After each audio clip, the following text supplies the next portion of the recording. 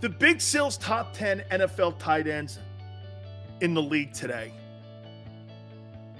are going into 2022. Zach Ertz, number 10. 763 last year, 5 touchdowns. I didn't know he had that good a season last year going through all the chaos and everything in 2 teams. Not bad. Number 9, Dalton Schultz, Cowboys. I didn't know he had this good a year. 808 and 8 touchdowns. I hadn't said that in a while, have I, Kev? All right, I'm going to put some heat on your boy.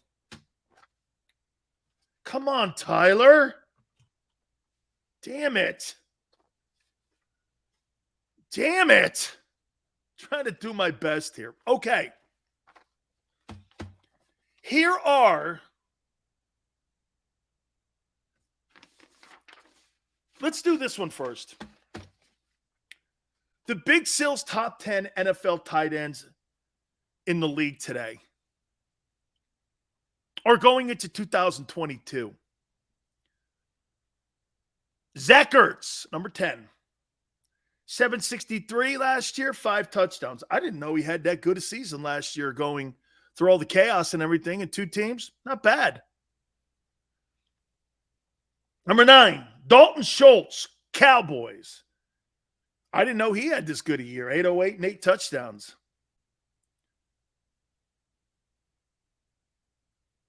Number 8, Mike Gesicki, Dolphins. Number 7, TJ Hookinson, Lions.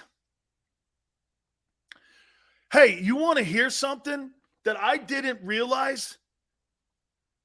Kyle Pitts had 68 catches and 1,026 yards. He had a better season than Devontae Smith did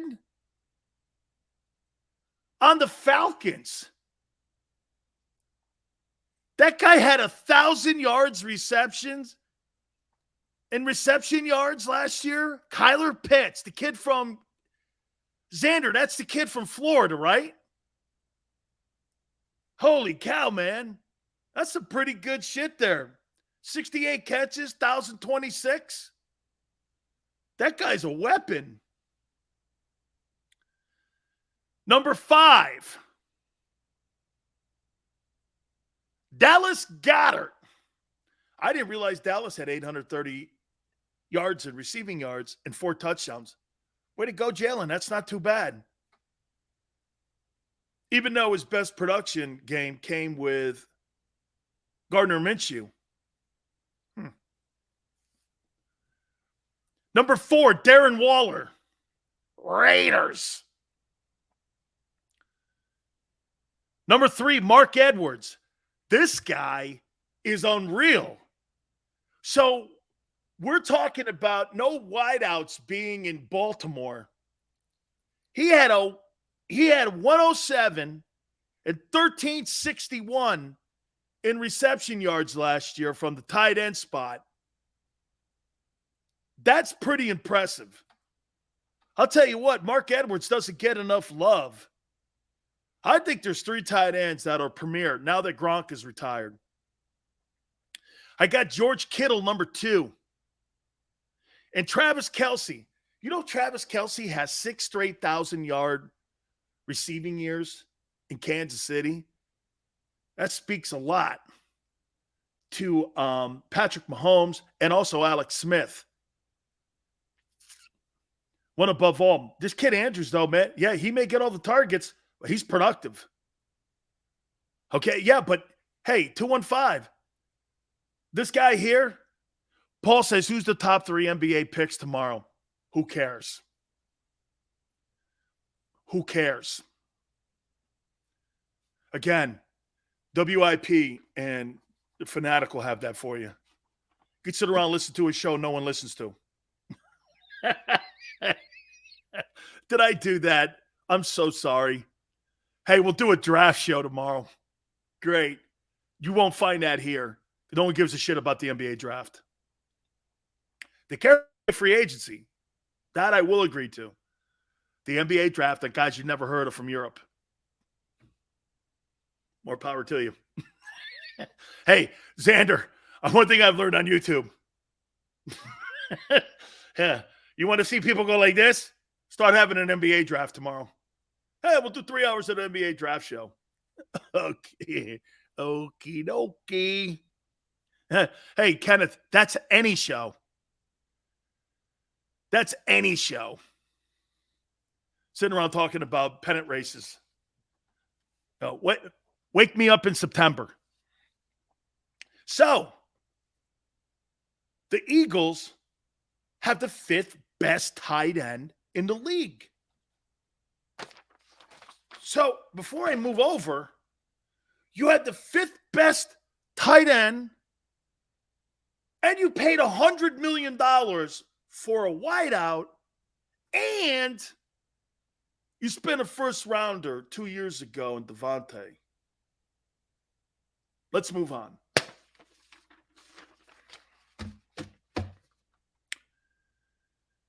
Now, the top 10 tackles in the National Football League offensively. If you don't have these positions covered, you can't win in the NFL. Tight ends and tackles. I don't care what your offensive firepower looks like. If you've got a $50 million quarterback and a $25 million wide receiver and a $2 offensive line, you ain't going anywhere. Okay? You ain't going anywhere. Here we go. Number 10, Big Seal's top 10 offensive tackles in the league.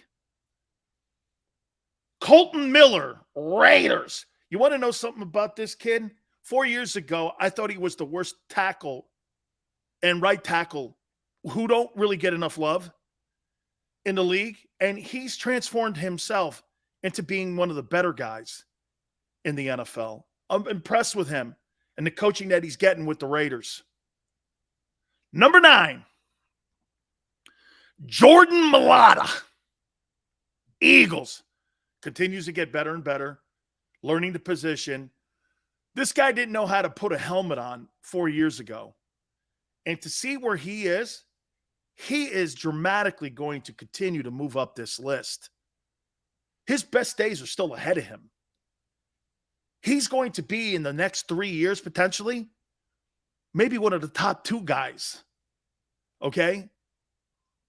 Maybe one of the top 2 guys at offensive tackle in the league. So don't just look at the 9th rating here and look at Jordan Mailata and go like this. Still's got him 9th. He's still learning the position. This guy didn't even basically know how to put shoulder pads on. Number 8, Ryan Ramick, Saints. Another guy who's consistently improving and consistently just getting better and better and better. And that's why they moved that offensive tackle to Miami, because of this guy's emergence. Number 7, I have seen very few rookies come into the league because the offensive tackle position is a position that takes usually years for you to be able to develop. But this Ronnie Staley guy, okay, from the Ravens, from the time he came in the league to where he is right now, that is fantastic on how well that he has played. Here's another young kid, Rashawn Slater, going into his 2nd year. He looked like a veteran Pro Bowl player for the Chargers. 1 year.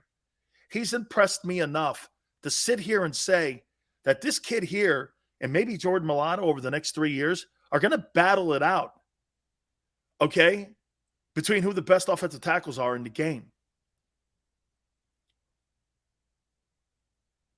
Number 5, David Bakhtiari, Packers. Solidified as one of the best tackles in the sport. And when you have a quarterback like Aaron Rodgers, you need to have a guy like this in your O-line. And he's just fabulous as an offensive tackle. Great feet, hand placement. Hard to shake him loose. Just outstanding. Number 4, Tristan Wirfs, Bucks. He is the best young tackle in the game right now. I think he's 23. He is brilliant. Okay? He is just brilliant. Follows me on Twitter, too. I just love this kid. I believe he's from Iowa, if I'm not mistaken. Man, he could play some ball. Number 3, Big Sills, top 10 offensive tackles. Lane Johnson. I don't think right tackles get enough love, but they're important, especially in your run attack.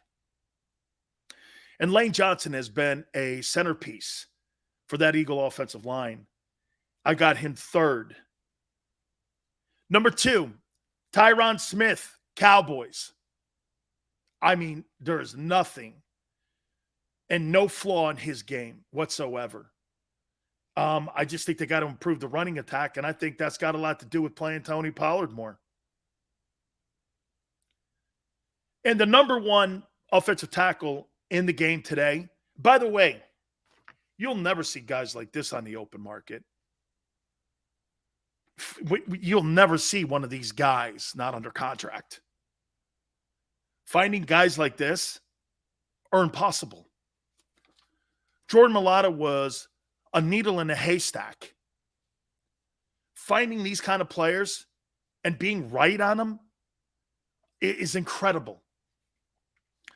How Washington traded Trent Williams away to the 49ers shows you the incompetence of that organization. It's Trent Williams and everyone else. The gap between him and the next guy is as big a gap between Aaron Donald and Nick Bosa. He is an earth mover. He's a Hall of Famer. He's Larry Allen modern day. He can run. He can move. He's powerful at the point of attack in the run game. He's a spectacular pass protection guy. It is not close. It is not close. Greg brings my point up here now, though. What did you notice about the top 10 list of offensive tackles that's significant to you guys? Okay? Since when is Landon Dickerson a tackle? What do you notice? That's right, Matt. Matt hit it on the head. Xander, put that up. Matt P. Sills, 2 Eagles in the top 10. You have 2 OTs that start on your offensive line in my top 10 in tackles. You have a top 5 tight end, Dallas Goedert. You've got a franchise wide receiver. You've got a first-round wide receiver that you spent money on. Boys,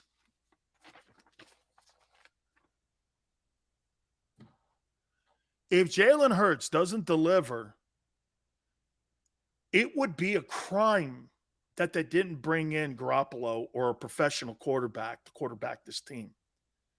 You have all the fundamental tools right now to win a Super Bowl except that position. The biggest question mark is not O-line, is not wide receiver, is not running game. To some aspect, it's not even really defense any longer. The depth that you have in your secondary, your linebacking core now, and your defensive line is as good as it's been since you won the thing. What's your excuse?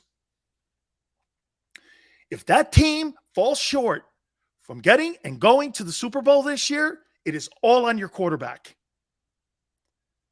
You've got 2 tackles, and I haven't even said you have the best center in the game. So you have 2 top 10 tackles, a Hall of Fame center, the 5th best tight end, an all-pro wideout.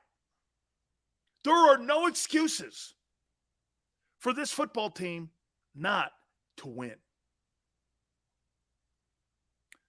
You can't have all this talent and have a C performance out of your quarterback this year. You know what the C performance is going to get you guys? It's probably going to get you past the playoff game. Okay? There is too much talent to fail. He could suck in games like Ben Roethlisberger did his rookie year, and you're still going to win in spite of him. That's why I'm telling you, when people go, Sills, you have us going to the NFC Championship game. Yeah, you're going there in spite of this guy. Hey, remember what I told you how I do things and how I go about looking at teams. I'm not talking about shit that may happen. I'm talking about you guys having the 5th best tight end today on June 22nd. I'm talking about you having 2 OTs in the top 10 in the league. Do you know how many teams would kill to have one of these guys? That's the Giants, who have been trying to build an offensive line for 6 years. You've got 2 of them. An emerging star in Landon Dickerson and a center that's going to Canton. I thought about this last night when I was putting this list together. Guys, I mean, I know sometimes I have fun when I come out here and I start talking about Jalen and all this and that. And I know we have lengthy conversations. Okay? I'm trying to tell you guys this.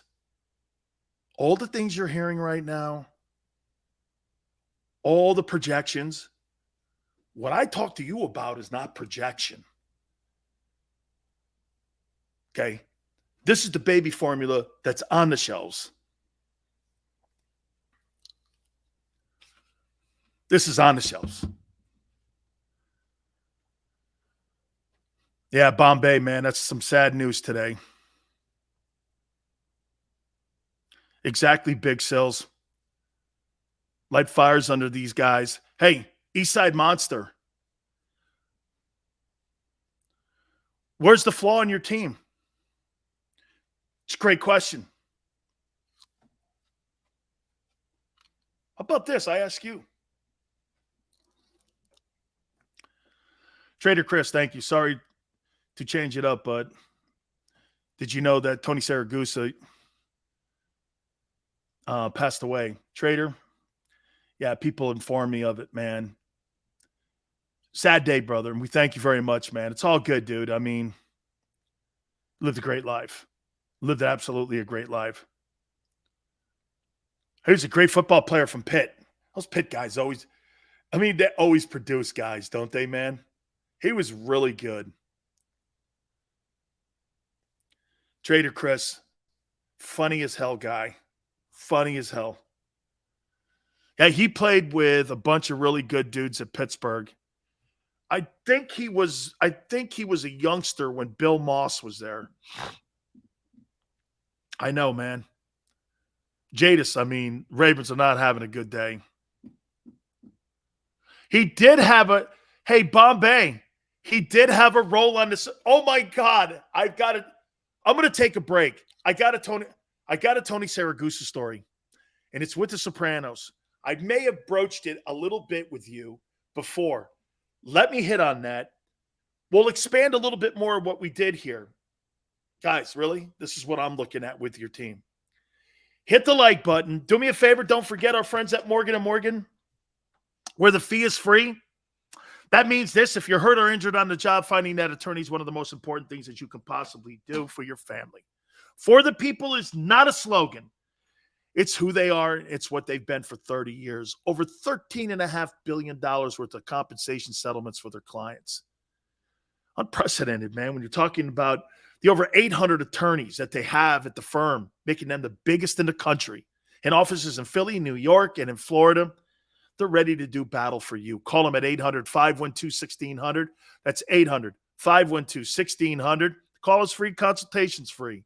800-512-1600. And when you call Morgan & Morgan, do me a favor, tell them Big Sil sent you.